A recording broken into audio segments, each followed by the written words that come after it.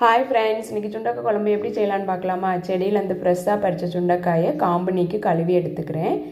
இதை லைட்டாக தட்டி வச்சுக்கிறேன். ஒரு வடைச்சட்டி அடுப்பில் வச்சு எண்ணெய் சேர்த்து தட்டின சுண்டைக்காயை ஃப்ரை பண்ணி எடுத்துக்கிறேன்.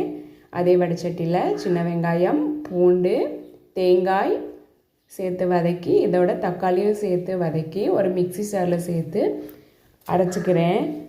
இதோட வதக்கின சுண்டைக்காயும் வீட்டு மசாலும் சேர்த்து நல்லா ஃபைன் பேஸ்ட்டாக அரைச்சி எடுத்துக்கிறேன்.